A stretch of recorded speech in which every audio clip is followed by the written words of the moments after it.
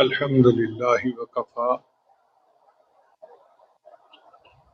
وسلام علی عبادہ الذین اصطفى اما بعد اعوذ باللہ من الشیطان الرجیم بسم اللہ الرحمن الرحیم قل هو اللہ احد اللہ الصمد لم یلد ولم یولد ولم یکن لہ کفوا احد صدق اللہ العظیم۔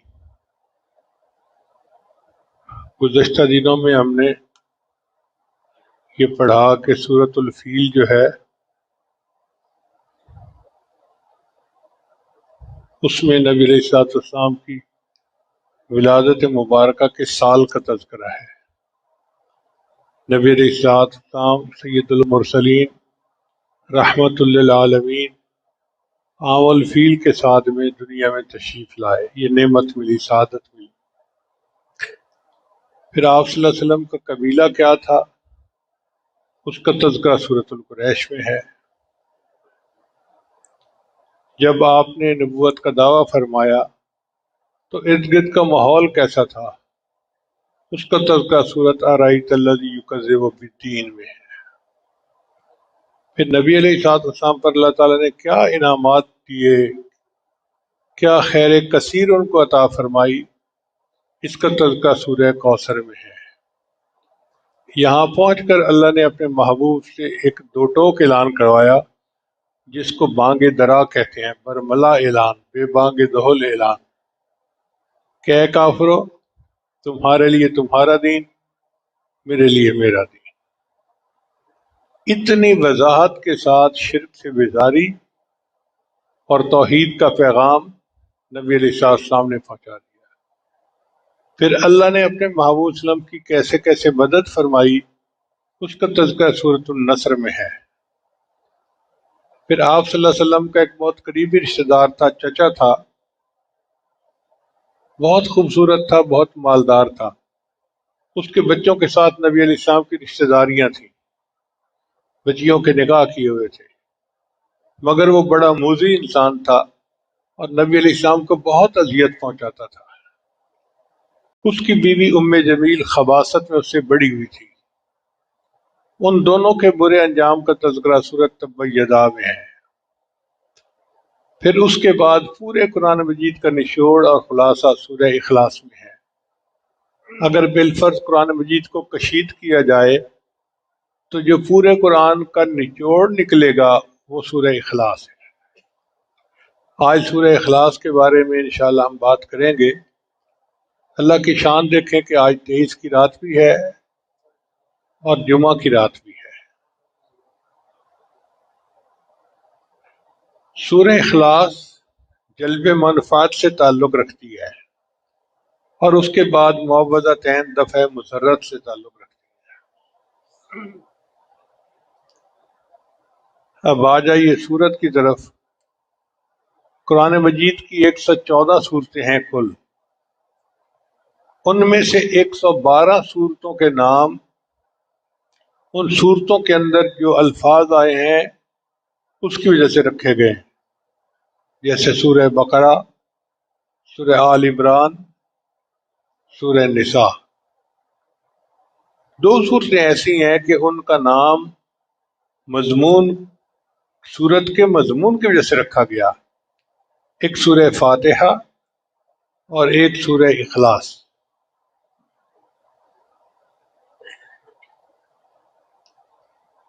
اس سورت کو سورہ اخلاص کہنے کی 4 وجوہات ہیں۔ پہلی وجہ کہ اس میں اللہ تعالیٰ کی شان اور اس کی صفات کے سوا اور کچھ بیان نہیں ہوا۔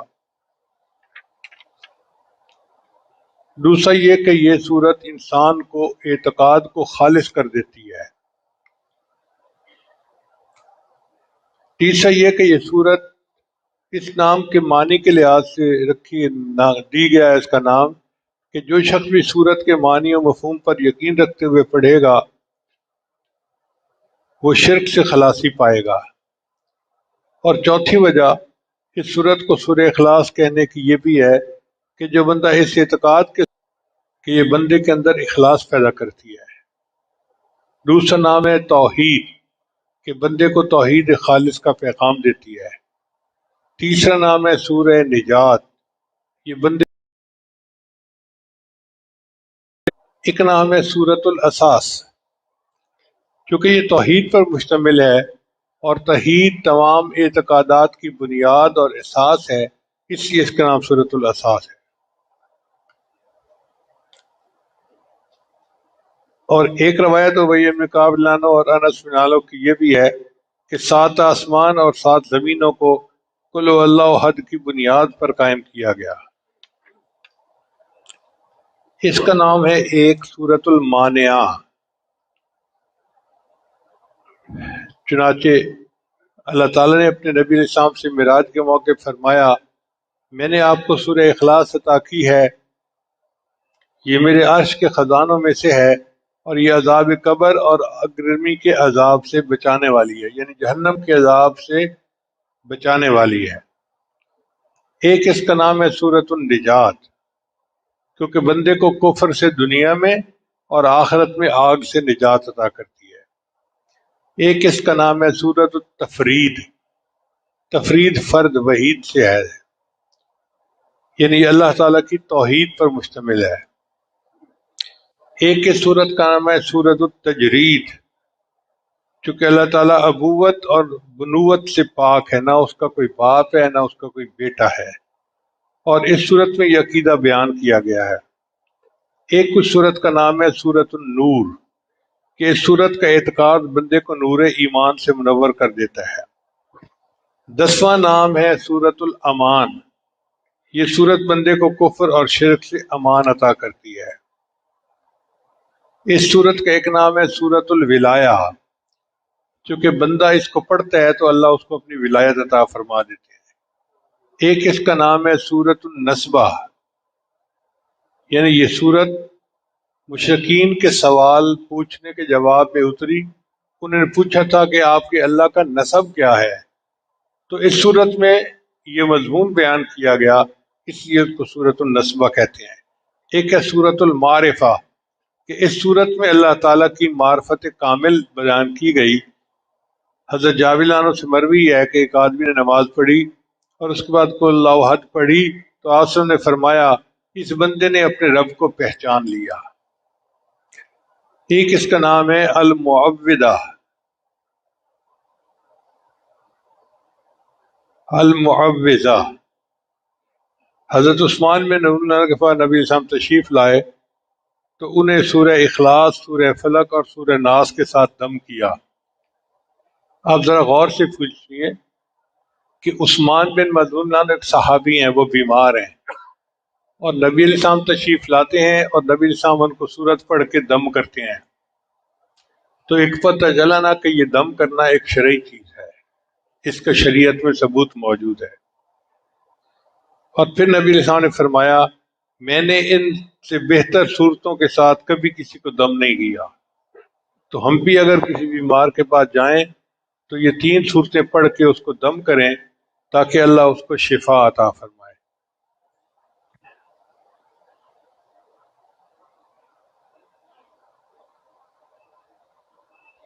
ایک صورت کا نام ہے المکشکشہ، مکشکشہ برات اور بیزاری کو کہتے ہیں، کیونکہ اس میں اس کا پڑھنے والا شرک سے بیزاری کا اظہار کر رہا ہوتا ہے، اس لیے اس کو مکشکشہ کہا گیا۔ ایک صورت کا نام ہے سورۃ الصمد، اس صورت میں اللہ تعالیٰ کی صمدیت اور شان بے نیازی کا بیان کیا گیا ہے۔ ایک اس صورت کا نام ہے سورۃ المحضر، کیونکہ اس صورت کو سننے کے لیے اللہ کے فرشتے حاضر ہو جاتے ہیں۔ ایک اس صورت کا نام ہے سورۃ المنفرہ، کیونکہ جو بندہ یہ صورت پڑھتا ہے تو شیطان بھاگ جاتا ہے۔ آپ تجربہ کر کے دیکھ لیں، جب کبھی شیطانی خیال ذہن میں آنے لگے اس صورت کی تلاوت کریں، اللہ تعالیٰ شیطان کو بھگا دیں گے اور ذہن پاک اور صاف ہو جائے گا۔ 19واں نام ہے سورۃ البراءہ۔ حضور صلی اللہ علیہ وسلم نے اس ایک آدمی کو یہ صورت پڑھتے ہوئے دیکھا تو فرمایا کہ یہ بندہ شرک سے بری ہو گیا۔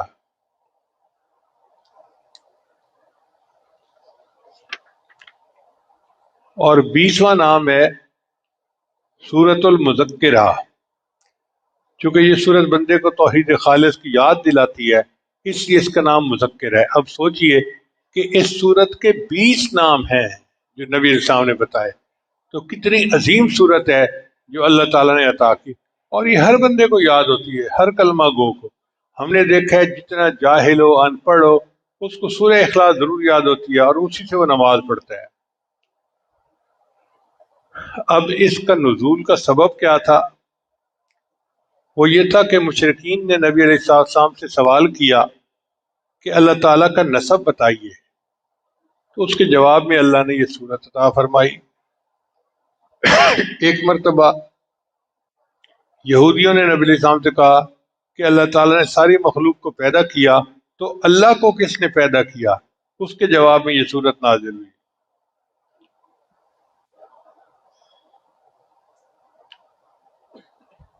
حضرت انس رضی اللہ عنہ کا قول ہے کہ خیبر کے یہودیوں نے خدمت گرامی میں حاضر ہو کر عرض کیا، ابو القاسم، اللہ نے ملائکہ کو نور سے پیدا کیا، آدم علیہ السلام کو لیسدار مٹی سے پیدا کیا، ابلیس کو آگ کے شعلوں سے پیدا کیا، آسمان کو دھوئیں سے اور زمین کو پانی کی جھاگ سے پیدا کیا، اپنے رب کے متعلق بتاؤ کہ وہ کس چیز سے پیدا ہوا؟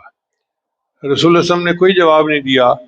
اس پر جبریل علیہ السلام یہ سورت لے کر تشریف لائے۔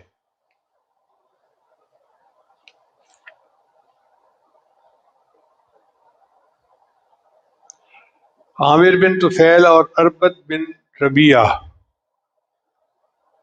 نبی اسلام کی خدمت میں آئے۔ عامر نے کہا محمد صلی اللہ علیہ وسلم، تم کس کی طرف ہم کو بلاتے ہو؟ نبی اسلام نے فرمایا، اللہ کی طرف۔ عامر نے کہا، اپنے رب کی حالت تو بیان کرو، وہ سونے کا بنا ہوا ہے، چاندی کا بنا ہوا ہے، لوہے کا بنا ہوا ہے یا لکڑی کا؟ کیونکہ وہ تو بت پرست تھے نا، تو وہ سمجھتے تھے کہ خدا بھی بتوں میں سے کوئی بت ہے۔ اس کے جواب میں یہ صورت نازل ہوئی۔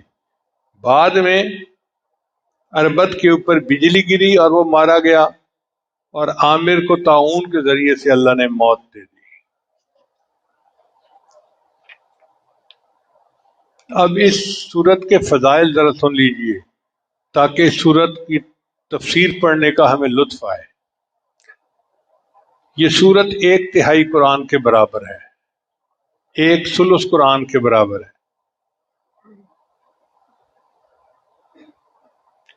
انس رضی اللہ عنہ سے روایت ہے کہ میں نے رسول صلی اللہ علیہ وسلم کو یہ فرماتے ہوئے سنا، کیا تم میں سے کوئی رات کو 3 مرتبہ قل هو اللہ احد پڑھنے کی طاقت نہیں رکھتا؟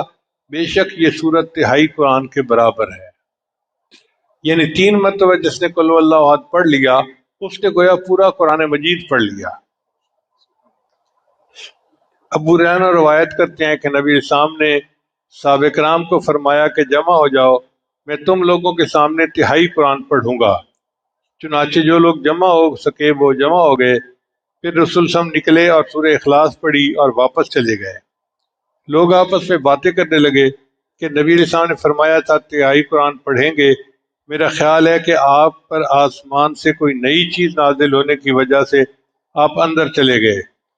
پھر نبی علیہ السلام باہر تشریف لائے اور فرمایا، میں نے تم سے کہا تھا کہ میں 1/3 قرآن پڑھوں گا، جان لو کہ یہ سورت 1/3 قرآن کے برابر ہے۔ حضرت ابن عمر سے روایت ہے کہ نبی صلی اللہ علیہ وسلم نے فرمایا، جس نے قل اللہ احد پڑھی گویا اس نے 1/3 قرآن پڑھا، اور جس نے قل اللہ احد 2 مرتبہ پڑھا تو گویا اس نے 2/3 قرآن پڑھا، اور جس نے قل اللہ احد 3 مرتبہ پڑھی اس نے سارا قرآن مجید پڑھ لیا۔ اب اس کو 1/3 قرآن کے مطابق کیوں کہا جاتا ہے؟ علماء نے بتایا کہ بنیاد دین کے 3 بنیادی مقصد ہیں۔ ایک ہے اللہ کی معرفت، دوسرے ہے صراط مستقیم، اور تیسرے آخرت کی معرفت۔ اللہ کی معرفت، صراط مستقیم کی معرفت اور آخرت کی معرفت۔ یہ صورت چونکہ اللہ کی معرفت کے مضمون پر مشتمل ہے، اس لیے اس کو ثلث قرآن کہا جاتا ہے۔ پھر دوسری فضیلت یہ ہے کہ یہ صورت ہر شر اور پریشانی۔ عبداللہ ابن خبیب رضی اللہ عنہ فرماتے ہیں، یہ بات بتائی تو آپ سب نے فرمایا، اس سے پوچھا کہ بھئی اس کا سبب کیا ہے کہ تم ہر رکعت میں سورت اخلاص پڑھتے ہو؟ اس نے کہا کہ یہ رحمان کی صفت ہے اور میں پسند کرتا ہوں کہ میں اس کو پڑھوں۔ آپ سب نے فرمایا، اس شخص کو بتا دو کہ اللہ بھی اس سے محبت کرتے ہیں، یعنی جو بندہ سورہ اخلاص سے محبت کرتا ہے اس کے بدلے اللہ اس بندے سے محبت فرماتے ہیں۔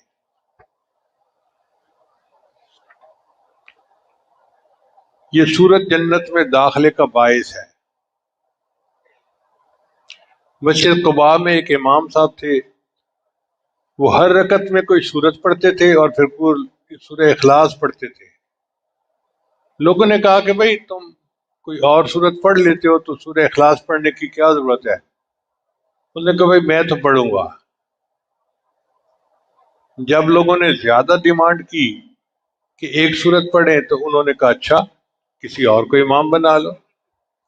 اب ان سے بہتر نیک تقوی والا اور کوئی بندہ تھا نہیں، اور لوگ چاہتے تھے کہ وہی امامت کروائیں۔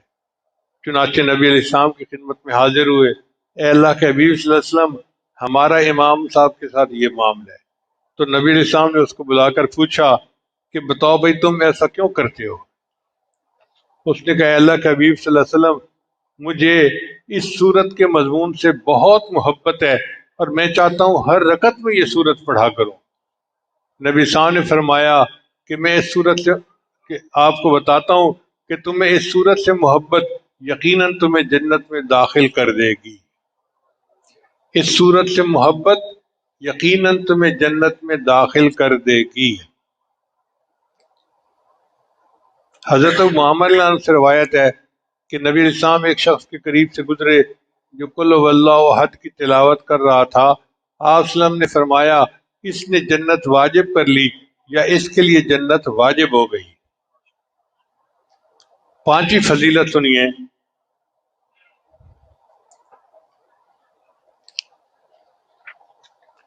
حضرت انس رضی اللہ عنہ روایت کرتے ہیں کہ ہم رسول اللہ کے ساتھ تبوک میں تھے، یعنی غزوہ تبوک کے لیے نکلے ہوئے تھے۔ تو ایک دن ایسے لگا جیسے سورج بڑی روشنی اور نور کے ساتھ نازل ہوا ہے، اس سے پہلے ایسی روشنی نہیں دیکھی گئی تھی۔ نبی اسلام بھی اس کو دیکھ کر تعجب فرمانے لگے۔ اچانک جبریل السلام تشریف لے آئے تو نبی اسلام نے پوچھا، جبرائیل آج سورج کو کیا ہوا؟ یہ ایسے نور، روشنی اور شعاؤں کے ساتھ طلوع ہوا کہ میں نے گزشتہ دنوں اسے اس طرح طلوع ہوتے نہیں دیکھا۔ تو جبرائیل السلام نے فرمایا کہ اللہ کے حبیب وسلم، آپ کے صحابی معاویہ بن معاویہ اللیثی کا آج مدینہ میں انتقال ہوا۔ اللہ تعالیٰ نے ان کی طرف 70,000 فرشتوں کو بھیجا ہے جو ان کی نماز جنازہ میں شریک ہوں گے۔ آپ نے پوچھا کہ ایسا کس سبب سے ہوا؟ انہوں نے کہا، اللہ کے حبیب صلی اللہ علیہ وسلم، وہ قل هو اللہ احد کثرت سے پڑھتے تھے، کھڑے ہوئے، بیٹھے ہوئے، چلتے ہوئے، دن میں اور رات کے اوقات میں پڑھتے تھے۔ اس عمل کی وجہ سے 70,000 فرشتے ان کے جنازے میں شرکت کے لیے نازل ہوئے۔ پھر جو بندہ سورہ اخلاص کے ساتھ محبت کرے گا وہ جنت کے جس دروازے سے چاہے گا داخل ہوگا۔ جابر بن عبداللہ عنہ سے روایت ہے کہ نبی اسلام نے فرمایا، تین چیزیں ایسی ہیں جو شخص مومن ہونے کی حالت میں انہیں لائے گا تو جنت کے جس دروازے سے چاہے گا داخل ہوگا، اور حورین میں سے جتنی سے چاہے گا اسے بطور بیوی کے مل جائے گی۔ پہلی بات، جس نے مخفی طریقے سے کسی کا قرض ادا کر دیا، کوئی مقروض تھا اور اس نے چپکے سے اس کا قرض اس کے سر سے بوجھ اتار دیا، قرض ادا کر دیا۔ دوسرا، جس نے قاتل کو معاف کر دیا۔ اور تیسرا، جس نے ہر فرض نماز کے بعد 10 مرتبہ سورہ اخلاص پڑھی۔ ابو بکر رضی اللہ عنہ نے عرض کیا کہ اگر ایک مرتبہ پڑھے، آپ نے فرمایا اگر ایک مرتبہ بھی پڑھے گا تو اس کو بھی یہ اجر ملے گا۔ اب ہر نماز کے بعد ایک مرتبہ سورہ اخلاص پڑھنا کون سا مشکل کام ہے؟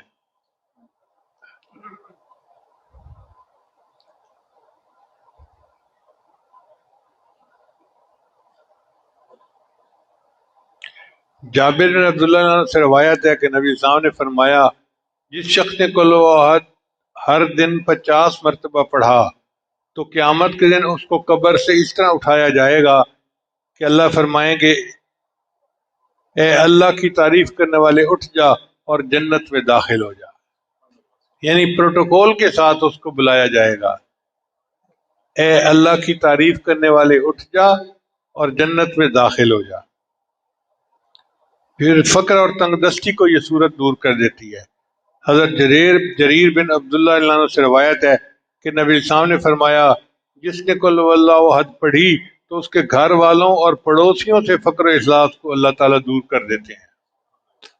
آج جس بندے کو دیکھو وہ غربت کا اور افلاس کا رونا رو رہا ہے، اور قرآن عظیم الشان میں اللہ نے دیکھو کیا کیا ہمیں نعمت موتی عطا کر دیے کہ جو شخص روزانہ سورہ اخلاص پڑھے گا اللہ اس سے، اس کے گھر والوں سے اور اس کے پڑوسیوں سے بھی اللہ تعالیٰ فقر اور تنگ دستی کو دور کر دے گا۔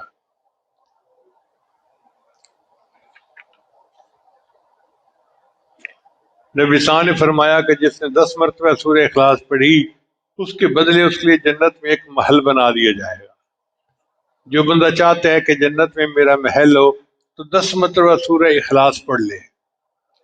آج یہ تو دل کرتا ہے کہ ڈیفنس میں میرا محل ہو، میرا فلاں جگہ محل ہو، میرا فلاں جگہ محل ہو۔ بھئی جنت کا محل تو بہت اعلیٰ ہے، 10 مرتبہ پڑھنے پر وہ مل جاتا ہے۔ اور جس نے 20 مرتبہ پڑھا اس کے بدلے اس کے لیے جنت میں 2 محل بنا دیے جائیں گے، اور جس نے 30 مرتبہ پڑھا اس کے بدلے اس کے لیے جنت میں 3 محل بنا دیے جائیں گے۔ حضرت عمر لانو نے عرض کیا ہے اللہ کے حبیب اسلام پھر تو ہم اپنے محلوں کی تعداد میں ضرور اضافہ کریں گے۔ نبی اسلام نے فرمایا تم جتنا بھی اضافہ کر لو اللہ کے خزانے اس سے بھی زیادہ وسیع ہیں۔ ایک روایت میں آتا ہے کہ نبی صاحب نے فرمایا جس نے قل هو اللہ احد صبح کی نماز کے بعد 12 دفعہ پڑھی اس نے 4 مرتبہ قرآن مجید پڑھ لیا اور وہ اس نے روئے زمین کا سب سے افضل بندہ ہوگا بشرطے کہ وہ تقوی اختیار کرے۔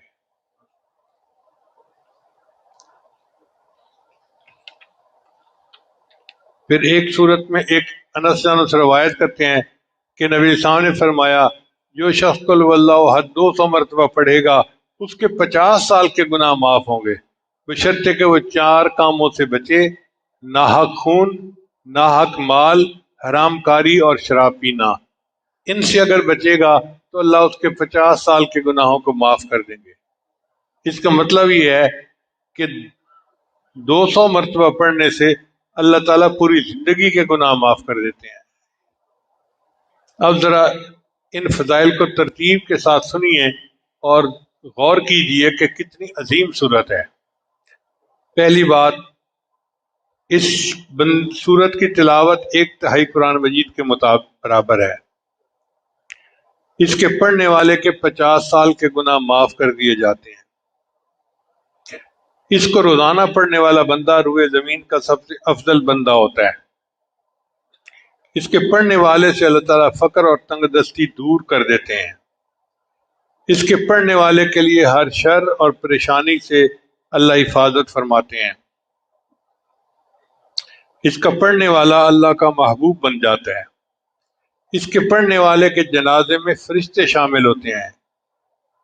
اس کے پڑھنے والے کے لیے یہ سورت جنت میں داخلے کا باعث ہے۔ اس کے پڑھنے والے کو جنت کے جس دروازے سے چاہے گا کہا جائے گا کہ داخل ہو جا۔ اس کے پڑھنے والے کے لیے اللہ تعالیٰ جنت میں محل تیار کر دیتے ہیں۔ اب ان فضائل کو سامنے رکھیں تو دل چاہتا ہے کہ ہر نماز کے بعد سورت اخلاص پڑھا کریں اور نمازوں میں بھی سورہ اخلاص پڑھا کریں۔ یہ تھے اس سورت کے فضائل۔ اب اس سورت کی تفسیر کی طرف آئیے۔ اللہ فرماتے ہیں قل اے میرے محبوب کہہ دیجئے۔ اللہ تعالیٰ اس سورت کو خود بھی بیان فرما سکتے تھے مگر اپنے محبوب کی زبان فیض ترجمان سے اللہ نے اس کا جواب دلوایا۔ اس کی وجہ کیا ہے کہ جب دو بندوں میں محبت ہونا اور ایک پر کوئی اعتراض کرے تو دوسرا بولتا ہے اس کے بارے میں. جب نبی علیہ الصلوۃ والسلام پر کفار نے الزام لگایا یہ تو مجنون ہے، تو اللہ نے جواب دیا نون والقلم وما یسطرون ما انت بنعمت ربک بمجنون، میرے محبوب آپ مجنون نہیں ہیں.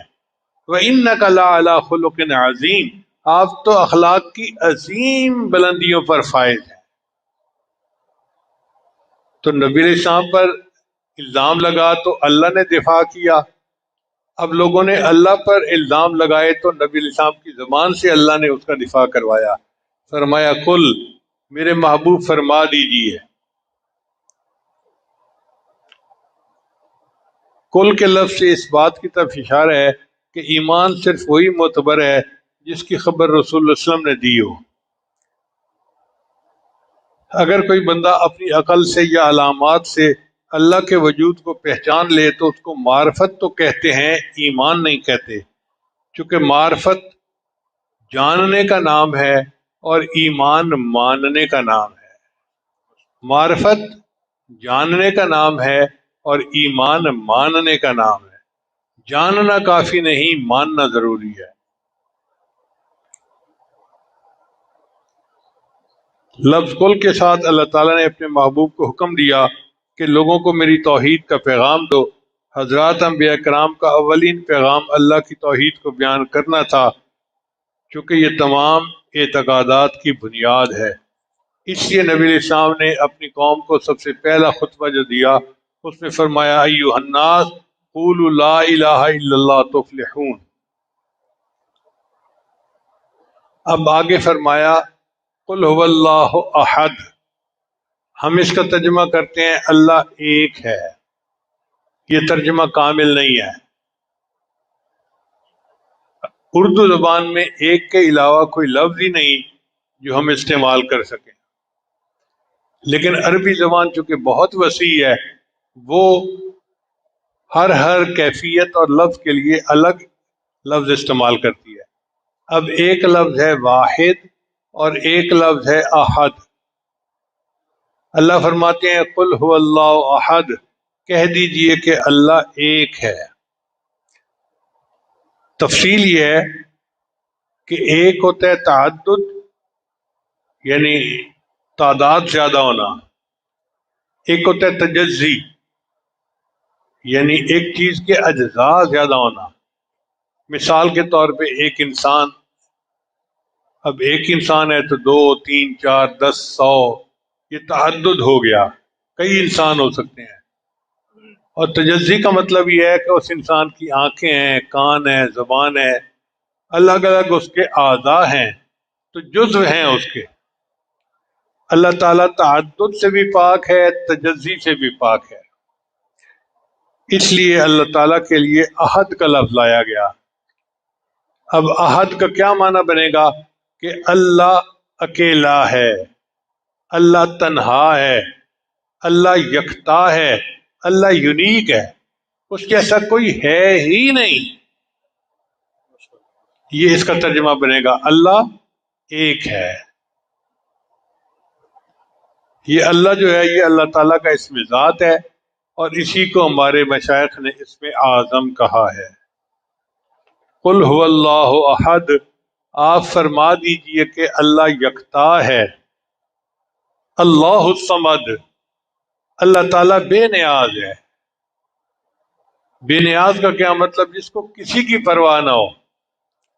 مگر یہ لفظ بے نیاز بھی پوری طرح اس لفظ کا ترجمہ نہیں بنتا،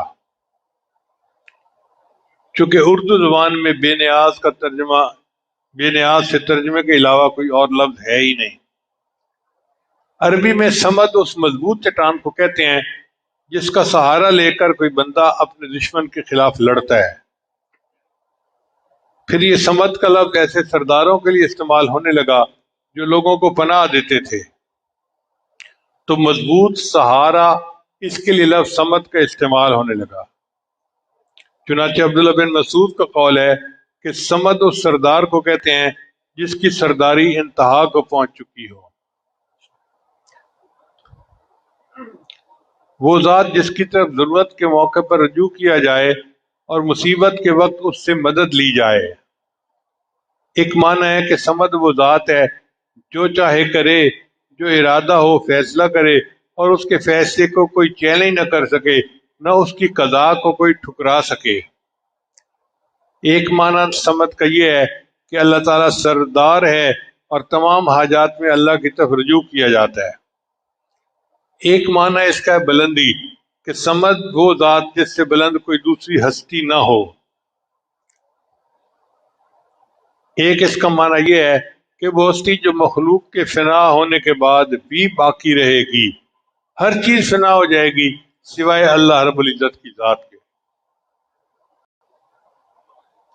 ایک اس کا معنی یہ ہے کہ وہ ذات جس کو نہ موت آئے، نہ نیند آئے، نہ کوئی اس کا وارث بن سکے، وہ سمد ہوتا ہے۔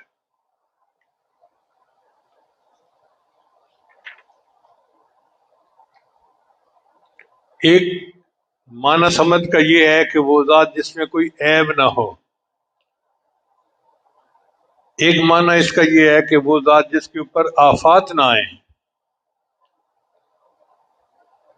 ایک معنی اس کا یہ ہے کہ وہ ذات جو غالب آئے ہمیشہ، کبھی مغلوب نہ ہو۔ ایک معنی یہ ہے کہ وہ عظیم ذات جس سے کوئی دوسرا عظیم نہ ہو۔ مولا علی قاری رحمۃ اللہ نے ان تمام اقوال کا خلاصہ بیان کیا، وہ یہ ہے کہ سمد وہ پروردگار ہے جو سب سے بے پرواہ ہے، وہ کسی چیز کا محتاج نہیں اور سارے لوگ اس کے محتاج ہیں۔ سید عطا اللہ شاہ صاحب بخاری رحمۃ اللہ فرماتے ہیں کہ اللہ الصمد کے معنی میں مجھے ہمیشہ تردد رہا کہ اس کے معنی ہے بے نیاز۔ میرے دل کو تسکین نہیں ہوتی تھی۔ جیل میں نے شاہ عبد القادر کا ترجمہ منگوایا تو لکھا ہوا تھا کہ اللہ الصمد، اللہ نرادھار ہے۔ نرادھار اب اردو کا لفظ نہیں تھا، کسی اور زبان کا تھا، تو وہ کہنے لگے کہ میں سوچنے لگا کہ نرادھار ہو سکتا ہے سنسکرت کا لفظ ہو یا کسی اور کا، تو کوئی ایسا بندہ ڈھونڈوں کہ جو جانتا ہو۔ اس وقت جیل میں ایک پنڈت آیا ہوا تھا، بنکی شرما۔ فرماتے ہیں میں بنکی شرما کے پاس گیا اور میں نے اس سے پوچھا کہ بھئی نرادھار کا کیا معنی ہے؟ یہ لفظ سنتے ہی وہ جھومنے لگا، واہ واہ واہ واہ کہنے لگا۔ میں حیران کہ میں بیٹھا انتظار میں ہوں اور یہ اپنے ہی مزے لیے جا رہے۔ تو میں نے کہا کہ پنڈت جی مجھے بتائیں اس کا معنی کیا ہے؟ اس نے کہا کہ یہ سنسکرت زبان کا لفظ ہے اور اس کا معنی یہ ہے کہ وہ ذات کہ جس کے بن کسی کا کام بنے نہیں اور جس کا کام کسی کے بن اڑے نہیں۔ وہ ذات کہ جس کا کام کسی کے بغیر اڑے نہیں اور جس کے بغیر کسی کا کام بنے نہیں۔ فرماتے ہیں کہ مجھے ایسے لگا جیسے گمشدہ متاع مجھے مل گئی ہے۔ اچھا، اللہ تعالیٰ کا یہ نام سمد بیک وقت تسبیح بھی ہے، تحمید بھی ہے۔ تسبیح اس طرح کہ اللہ کی اس میں شان بیان کی گئی۔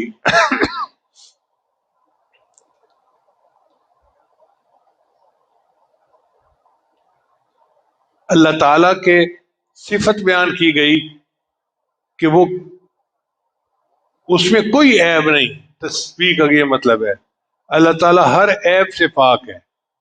اور تحمید میں اللہ کی حمد بیان کی گئی کہ وہ سب کی مدد کرتا ہے، سب کی حاجات کو پورا کرتا ہے۔ ہمارے مشائخ نے اپنی کتابوں میں دو لفظ استعمال کیے ہیں، باہما اور بے ہما، یعنی اللہ مخلوق کے ساتھ بھی ہے اور مخلوق سے الگ بھی ہے۔ باہما کیا مطلب؟ کہ سب کی ضروریات وہ پوری کرتا ہے، اور بے ہما کا مطلب اس کو کوئی حاجت نہیں کہ کوئی اس کی ضرورت کو پورا کرے۔ پھر آگے فرمایا لم یلد ولم یولد، اللہ تعالیٰ نے نہ کسی کو جنا اور نہ اللہ کو کسی نے جنا۔ یہ ان مشرکین کے جواب میں تھا جنہوں نے اللہ کا نسب نامہ پوچھا تھا۔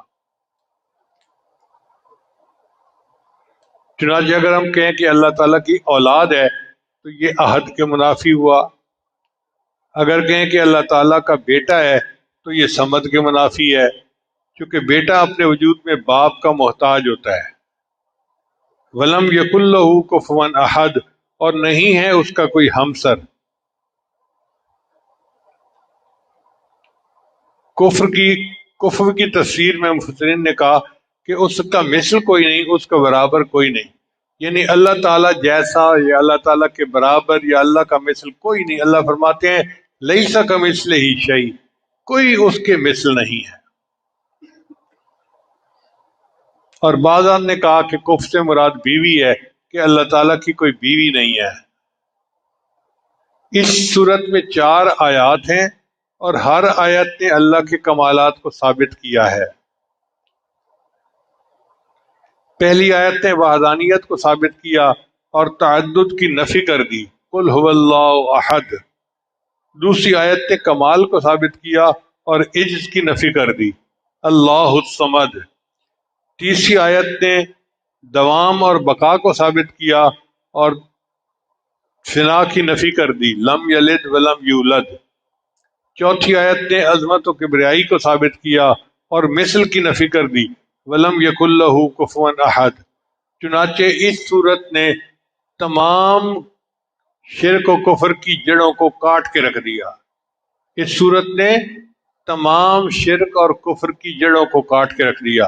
اب ذرا غور کیجئے، کبھی عدد میں شرک ہوتا ہے، لفظ احد کے ساتھ اس کی نفی کر دی گئی، کبھی مرتبہ و منصب میں شرک ہوتا ہے تو لفظ صمد نے اس کی نفی کر دی، کبھی حسب و نسب میں شرک ہوتا ہے تو لم یلد ولم یولد کے ساتھ نفی کر دی، کبھی کام اور اختیار میں ہوتا ہے تو ولم یکن لہ کفوا نے اس کی نفی کر دی۔ اب ذرا غور کیجئے، اس دنیا میں 6 طرح کے عقائد رکھنے والے لوگ پائے جاتے ہیں۔ پہلے ہوتے ہیں دہریہ، وہ کہتے ہیں جی اللہ تعالیٰ کی ذات کا انکار کرتے ہیں، عقیدہ یہ ہے کہ کائنات خود بخود وجود میں آ چکی، قل هو اللہ احد کے ساتھ اللہ کے وجود کو ثابت کیا اور ان کی تردید ہوگی۔ اس لیے اللہ تعالیٰ کو واجب الوجود کہتے ہیں کہ اللہ تعالیٰ ہی اصل وجود رکھتے ہیں، باقی ہر چیز کو وجود اللہ کی وجہ سے ہے۔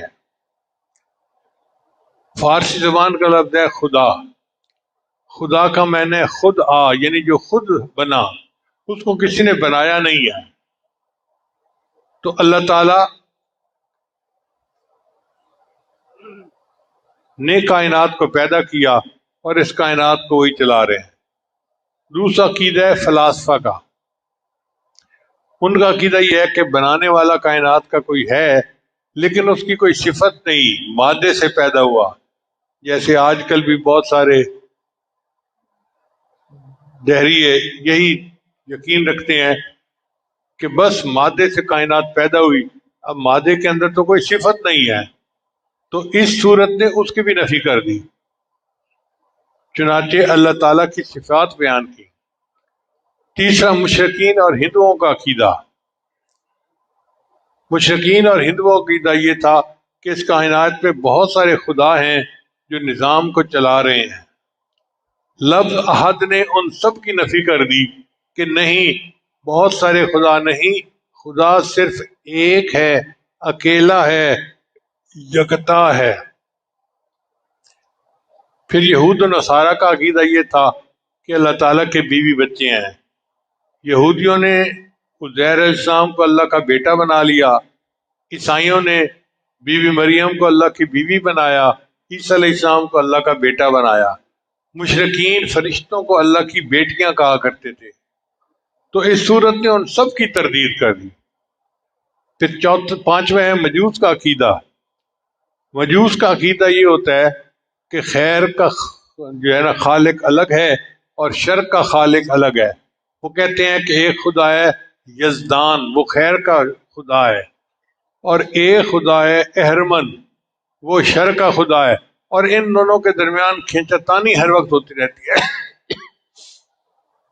کبھی خیر غالب آتی ہے، کبھی شر غالب آ جاتا ہے۔ اس صورت نے ان کے بھی عقیدے کا رد کر دیا اور فرمایا کہ نہیں، ولم یکن لہ کفوا احد، اللہ ایک ہے، اس جیسا کوئی دوسرا ہے ہی نہیں۔ تو اس سے پتہ چلتا ہے کہ اس صورت نے دنیا کے تمام بدعقیدہ لوگوں کے اعتقادات کی نفی کر دی، اس کی جامعیت کا اندازہ لگائیے۔ اب میں اس صورت کے مضمون کو سمجھنے کے لیے ذرا اپنے الفاظ میں بیان کرتا ہوں۔ الفاظ ہیں مشائخ صوفیاء کے، مگر اپنا مطلب سمجھنے کے لیے میں ان کو استعمال کروں گا۔ وہ کیسے؟ کہ پہلی آیت ہے قل هو اللہ احد، آپ کو یہ سمری یاد ہو جائے گی جلدی۔ قل هو اللہ احد یہ ہے توحید وجودی، اللہ تعالیٰ واجب الوجود ہیں اور اللہ کے علاوہ کوئی اور خدا نہیں۔ اس کو کیا کہتے ہیں؟ توحید وجودی۔ مشائخ صوفیاء کی تشریح نہیں، یہ میں الفاظ ان کے استعمال کر رہا ہوں اپنے مضمون کو آسان بنانے کے لیے، سمجھانے کے لیے۔ تو قل هو اللہ احد میں توحید وجودی کا تذکرہ، پھر اللہ الصمد، اللہ بے نیاز ہے، اس کو کہتے ہیں توحید شہودی، مشاہدے سے ہے۔ اب آپ بتائیے، کیا آپ کا مشاہدہ ہے کہ اللہ سب کی حاجات کو پورا کرتا ہے؟ کوئی بندہ ایسا ہے جو کہے کہ میری حاجات اللہ پوری نہیں کرتا؟ اللہ کو ہماری ضرورت ہے اور ہمیں اللہ کی ضرورت ہے نا۔ تو اس نے گویا مشاہدے میں یہ بات لے آئی کہ اللہ ایک ہی ہے۔ تو قل هو اللہ احد یہ توحید وجودی ہے، اللہ الصمد یہ توحید شہودی ہے۔ پھر لم یلد ولم یولد، اس کو کہتے ہیں توحید ذاتی، نہ اللہ نے کسی کو جنا نہ کسی نے اللہ کو جنا۔ یہ مضمون کیا کہلاتا ہے؟ توحید ذاتی۔ ولم یکن لہ کفوا احد یہ ہے توحید صفاتی۔ اب چار نام یاد کر لیں، آپ کو پوری صورت کا خلاصہ فوراً ذہن میں آ جائے گا۔ توحید وجودی، توحید شہودی، توحید ذاتی، توحید صفاتی۔ چار صورتوں نے پوری تعلیمات کو اپنے اندر بند کر لیا۔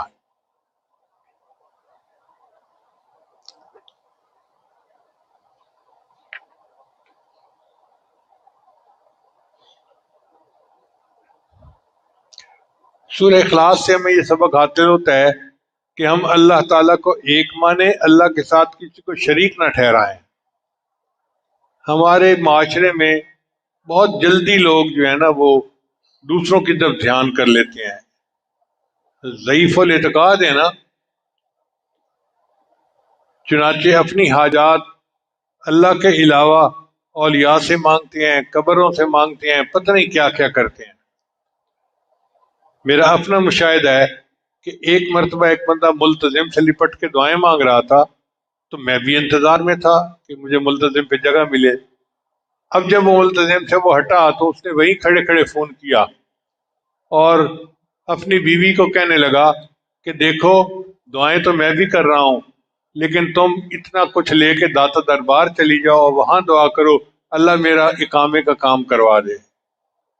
بیت اللہ کے پاس کھڑا ہے اور وہاں سے بیوی کو کہہ رہا ہے کہ داتا دربار جا کے یہ چیز دو اور یہ دعا مانگو کہ اللہ ہمارا کام کر دے۔ تو ضعیف الاعتقادی کا یہ حال ہے۔ واللہ یقبض و یبسط و الیہ ترجعون، اللہ تعالیٰ ہی تنگی پیدا کرتا ہے، وہی وسعت پیدا کرتا ہے۔ کہہ دیتے ہیں کہ کسی نے کاروبار باندھا ہوا ہے، بہت سارے لوگ میرے پاس آتے ہیں کسی نے ہماری بیٹی کا رشتہ باندھ دیا ہے۔ بھئی کوئی نہیں باندھ سکتا، اللہ کی منشا ہے جو ہوگا، اللہ کے علاوہ کوئی باندھنے والا اور کھولنے والا نہیں ہے۔ اس لیے ہمیں چاہیے کہ ہم ایک اللہ کے در پر چکیں۔ آپ ذرا غور کیجئے گا، علمی نقطہ ہے کہ اللہ تعالیٰ نے بعض جانوروں کو ہاتھ نہیں دیے، گائے، بھینس، بکری، گھوڑا، اونٹ، کسی کے ہاتھ نہیں ہے۔ وہ کھانے کے لیے اپنا سر نیچے جھکاتے ہیں اور پھر چارہ کھاتے ہیں۔ انسان کو اللہ نے ایسے نہیں بنایا، اللہ نے ہاتھ دیے ہیں۔ میرے بندے تیرا سر میرے سامنے جھکنے کے لیے ہے، میں نہیں چاہتا کہ یہ کھانے کے لیے نیچے جھکے، کھانا تیرے منہ تک میں پہنچا دوں گا۔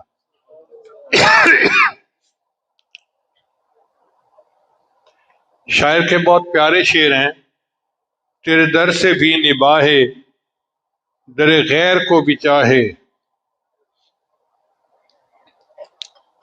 تیرے در سے بھی نباہے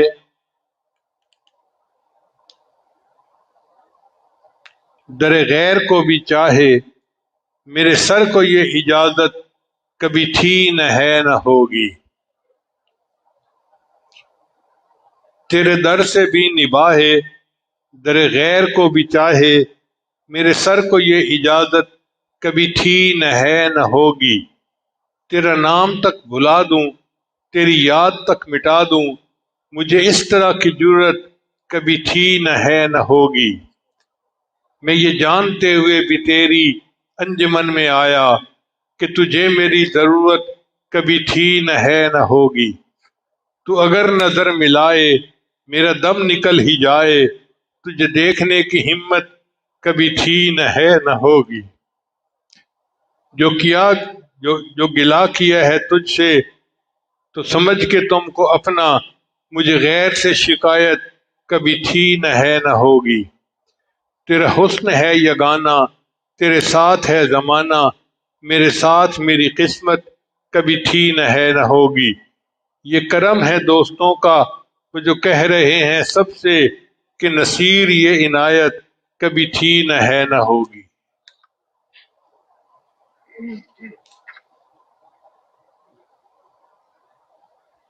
حقیقت یہ ہے کہ جس بندے کو ایک طرف جھکنا آ گیا اسے در در پہ نہیں جھکنا پڑتا۔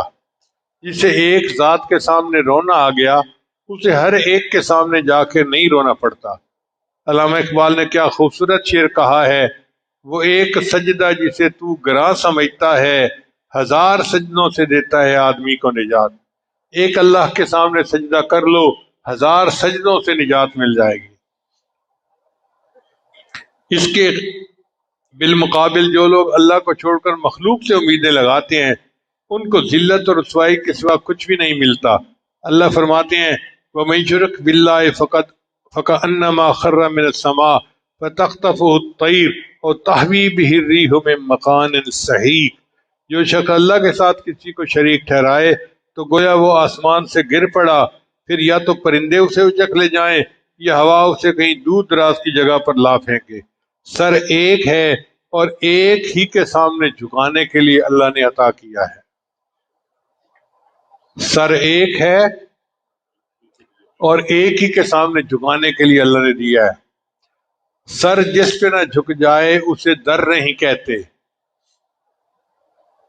سر جس پہ نہ جھک جائے اسے در نہیں کہتے، در در پہ جو جھک جائے اسے سر نہیں کہتے۔ نبی علیہ السلام نے عبداللہ ابن عباس کو ایک نصیحت فرمائی جو توحید کے مضمون پہ مشتمل ہے۔ عن ابن عباس عنہ قال كنت خلف رسول اللہ صلی اللہ علیہ وسلم۔ ابن عباس کہتے ہیں کہ میں سواری پہ نبی صاحب کے پیچھے سوار تھا۔ فقال، نبی صاحب نے فرمایا یا غلام، اے لڑکے، انی اعلمک کلمات، میں تمہیں چند باتیں سکھاتا ہوں۔ احفظ اللہ یحفظک، تو اللہ کی حفاظت کر اللہ تجھے محفوظ رکھے گا۔ تو اللہ کو یاد رکھ اللہ تجھے محفوظ رکھے گا۔ احفظ اللہ تجدہ تجاہک، تو اللہ کو یاد کر اللہ کو اپنے سامنے پائے گا۔ اذا سألت فاسأل اللہ، اگر تو مانگے تو تجھے اللہ سے مانگنا چاہیے۔ وَإِذَا اسْتَعَنْتَ فَاسْتَعِنْ بِاللَّهِ، اور اگر مدد چاہے تو اللہ سے مدد مانگ۔ وَاعْلَمْ، جان لے اس بات کو، أَنَّ الْأُمَّةَ لَوْ اجْتَمَعَتْ عَلَىٰ أَن يَنْفَعُوكَ بِشَيْءٍ لَمْ يَنْفَعُوكَ إِلَّا بِشَيْءٍ قَدْ كَتَبَهُ اللَّهُ لَكَ، اگر ساری امت جمع ہو جائے تمہیں نفع پہنچانے کے لیے تو وہ نہیں نفع پہنچا سکتے مگر اتنا جتنا اللہ نے لکھ دیا ہے، اور اگر ساری امت جمع ہو جائے تمہیں نقصان پہنچانے کے لیے تو وہ نہیں نقصان پہنچا سکتے مگر اتنا جتنا اللہ نے لکھ دیا ہے۔ رفعت الاقلام وجفت الصحف، قلم اٹھا لیے گئے اور صحیفے خشک ہو گئے، یعنی اللہ نے تقدیر لکھ دی ہے، جو لکھ دیا ہے وہ ہو کے رہنا ہے۔ اب کسی اور کی طرف جانے کی ضرورت نہیں ہے۔ سورہ اخلاص کے خواص کیا ہیں؟ امام جعفر صادق رحمۃ اللہ فرماتے ہیں کہ خواب میں سورہ اخلاص پڑھنے کی تعبیر یہ ہے کہ وہ شخص دونوں جہانوں کی مراد پائے گا۔ بعض رات نے فرمایا کہ خواب میں سورہ اخلاص پڑھنا احکام الہیہ کی پیروی کی دلیل ہے۔ بعض مشائخ نے لکھا ہے کہ روزانہ 313 مرتبہ سورہ اخلاص پڑھنے سے اللہ تعالیٰ فقر اور تنگ دستی کو دور کر دیتا ہے۔ اب جو لوگ کاروبار کی پریشانی، قرضوں کی پریشانی، غربت اور یہ پریشانیاں رکھتے ہیں، 313 مرتبہ سورہ اخلاص پڑھ لیں، اللہ تعالیٰ فقر اور پریشانی کو دور کر دے۔ اگر کوئی بندہ بے گناہ جیل میں ہے تو 1000 مرتبہ یہ سورت پڑھ لے، اللہ تعالیٰ رہائی عطا فرمائیں گے۔ بہت سارے لوگ مجھے خط لکھتے ہیں، میرا بھائی جیل میں ہے، میرا رشتہ دار جیل میں ہے، فلاں جیل میں ہے، تو بھائی یہ وظیفہ جو نبی علیہ السلام نے بتایا سن لیجئے کہ 1000 مرتبہ سورہ قل واللہ احد پڑھ لیجئے، اللہ تعالیٰ جیل سے رہائی عطا فرمائیں گے۔ اب جو بندہ اپنے خیالات سے پریشان ہو کہ میرے دل کی حالت اچھی نہیں اور وہ چاہے کہ میرا دل ٹھیک ہو جائے، وہ روزانہ ہر نماز کے بعد اس سورت کی پابندی سے تلاوت کرے، اللہ تعالیٰ اس کو دل کو ہدایت عطا فرمائیں گے۔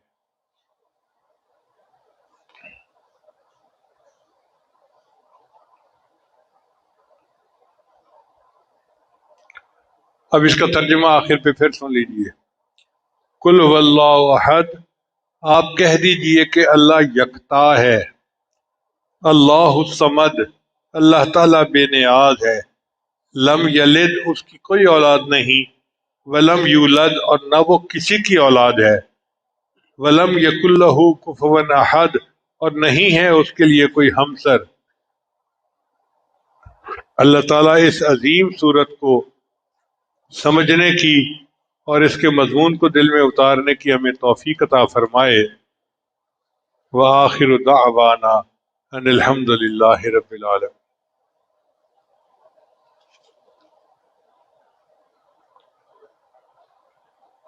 توبہ کے کلمات پڑھائے جائیں گے۔ آج 23 کی شب بھی ہے اور جمعہ کی رات بھی ہے، قبولیت کا وقت ہے، تو سچے دل کے ساتھ توبہ کے کلمات پڑھ لیجئے۔ پڑھیے، بسم اللہ الرحمن الرحیم، لا الہ الا اللہ محمد الرسول اللہ، آمنت باللہ و ملائکتہ و کتبہ و رسلہ والیوم الآخر والقدر خیرہ و شرہ من اللہ تعالی والبعث بعد الموت، آمنت باللہ کما ہوا باسمائہ و صفاتہ وقبلت جمیع احکامہ اقرارا باللسان و تصدیق بالقلب، اشہد ان لا الہ الا اللہ و اشہد ان محمدا عبدہ و رسولہ، استغفر اللہ ربی من کل ذنب و اتوب الیہ برحمتک یا ارحم الراحمین۔ ان کلمات کو پڑھنے سے ہم تو بتائے ہو چکے ہیں، چند معمولات ہیں جن کو باقاعدگی سے کریں گے تو اللہ تعالیٰ دل کو منور کریں گے۔ پہلا عمل ہے 100 مرتبہ استغفار صبح شام پڑھنا، دوسرا عمل ہے 100 مرتبہ درود شریف پڑھنا، تیسرا ہے قرآن مجید کی تلاوت روزانہ کرنا، عام دنوں میں 1 پارہ اور رمضان مبارک میں زیادہ پڑھنے کی کوشش کریں۔ اگر 1 منزل روزانہ پڑھیں ناظرہ خواں تو بہت اچھا معمول ہے، اور حافظ تو پھر جتنا چاہیں پڑھیں، جتنا گڑ اتنا میٹھا۔ چوتھا عمل ہے چلتے پھرتے ہر وقت دل میں اللہ کو یاد کرنا، ہتھکار ول دل یار ول۔ اور پانچواں عمل ہے مراقبہ۔ مراقبہ تمام معاملات کا لب لباب اور نچوڑ ہے۔ طریقہ بڑا آسان ہے کہ جب آپ نماز پڑھ کے فارغ ہوں تو تھوڑی دیر کے لیے اللہ سے لو لگا کے بیٹھ جائیں کہ اللہ کی رحمت آ رہی ہے، دل میں سما رہی ہے، دل کی ظلمت اور سیاہی دور ہو رہی ہے، اور میرا دل کہہ رہا ہے اللہ اللہ اللہ، اور میں سن رہا ہوں۔ انشاءاللہ 10-15 منٹ صبح و شام مراقبہ کریں گے تو آپ کے دل میں اللہ کی محبت بڑھے گی، آپ خود اس کی لذت کو محسوس کریں گے۔ یہ کوئی ڈھکی چھپی بات نہیں ہے۔ اللہ کے بڑے مزے، جو بھی چاہے وہ چکھ لے۔ اب تھوڑی دیر مراقبہ کر لیجیے، آنکھوں کو بند کر لیجیے، سر کو جھکا لیجیے، دنیا اور جو کوئی دنیا میں ہے اس سے ہٹ کٹ کے اللہ کی یاد میں ڈوب جائیے۔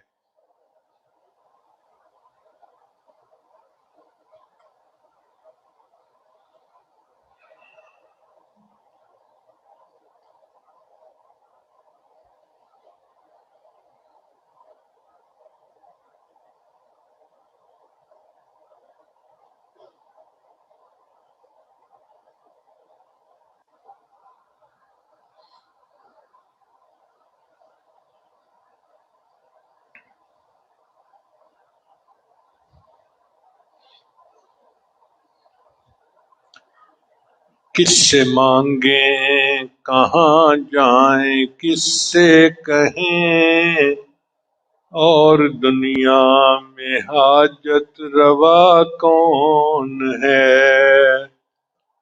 سب کا داتا ہے تو، سب کو دیتا ہے تو، تیرے بندوں کا تیرے سوا کون ہے؟ کون مقبول ہے کون مردود ہے، بے خبر کیا خبر تجھ کو کیا کون ہے؟ جب تلیں گے عمل سب کے میزان پر، تب کھلے گا کہ کھوٹا کھرا کون ہے؟ اولیاء تیرے محتاج اے رب کل، تیرے بندے ہیں سب انبیاء اور رسل، ان کی عزت کا باعث ہے نسبت تیری، ان کی عزت کا باعث ہے نسبت تیری، ان کی پہچان تیرے سوا کون ہے؟ انبیاء اولیاء اہل بیت نبی، تابعین و صحابہ پہ جب آ بنی، انبیاء اولیاء اہل بیت نبی، تابعین و صحابہ پہ جب آ بنی، رکھ کے سجدے میں سب نے یہی ہے کہا، تو نہیں ہے تو مشکل کشا کون ہے؟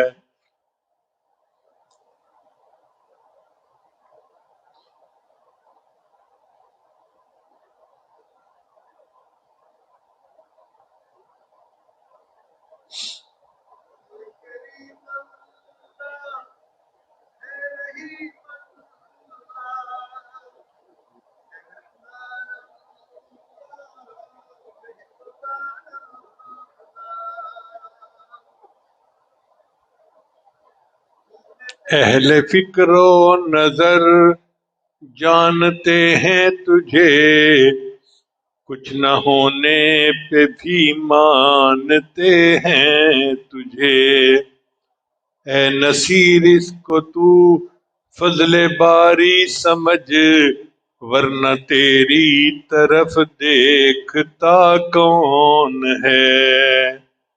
اے نصیر اس کو تو فضل باری سمجھ، ورنہ تیری طرف دیکھتا کون ہے؟ کس سے مانگیں کہاں جائیں، کس سے کہیں، اور دنیا میں حاجت روا کون ہے؟ سب کا داتا ہے تو، سب کو دیتا ہے تو، تیرے بندوں کا تیرے سوا کون ہے؟